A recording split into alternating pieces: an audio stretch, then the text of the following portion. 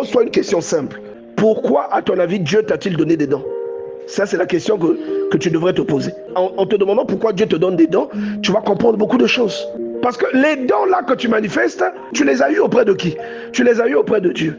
N'est-ce pas? Ça veut dire que les dons appartiennent à qui? Ils appartiennent à Dieu. C'est le trait de caractère de Dieu. Ce sont des choses que tu retrouves chez Dieu. Pourquoi il te les donne? Pourquoi, pendant ton passage sur la terre, Dieu va te donner des dons spirituels? C'est pour les illustrer, n'est-ce pas? En les illustrant, qu'est-ce que tu manifestes? Tu manifestes la nature de Dieu.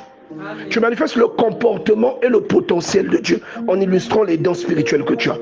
Et le but derrière, c'est que la personne qui ne connaît pas Dieu, ou qui connaît Dieu un peu, qu'au travers de ton don, qu'elle connaisse pleinement ce que Dieu peut faire. Qu'elle sache qu'il y a une chose surnaturelle qui va au-delà de ce qui est charnel.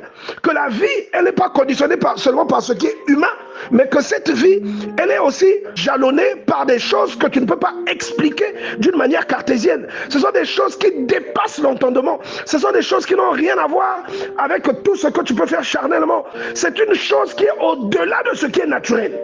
Une chose qui est au-delà de ce qui est normal. Et cette chose, tu arrives à la manifester. Pourquoi? Parce que tu as un don. Donc le don, c'est quoi? C'est une portion de la nature divine que toi, que tu exprimes. C'est une portion du caractère ou de l'illustration ou de la puissance de Dieu. Si tu as un don et que tu arrives à ressusciter un mort, tu sais que les êtres humains sont incapables de faire ça. C'est une capacité divine. Tu as un don spirituel que tu guéris les malades, que tu guéris les infirmes. C'est une capacité divine. Tu as un don spirituel, tu as le don des langues.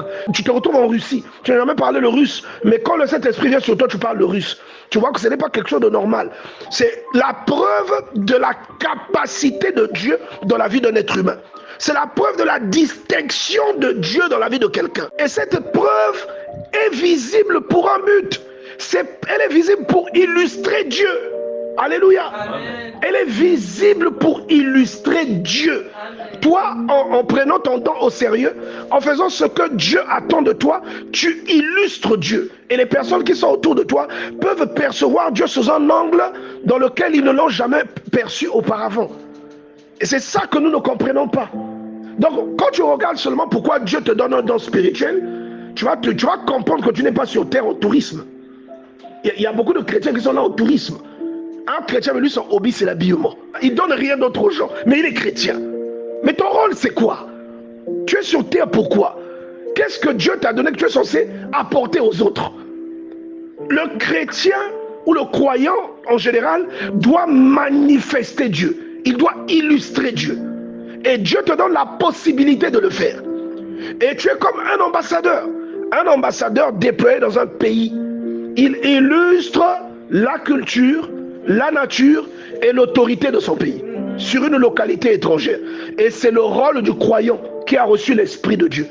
C'est le rôle de l'être humain. Celui qui voit son potentiel entreaperçoit Dieu. Quand vous voyez quelqu'un comme Daniel, non, bien aimé, soyons sérieux. Un être humain que vous mettez avec des lions, les lions n'arrivent pas à le dévorer.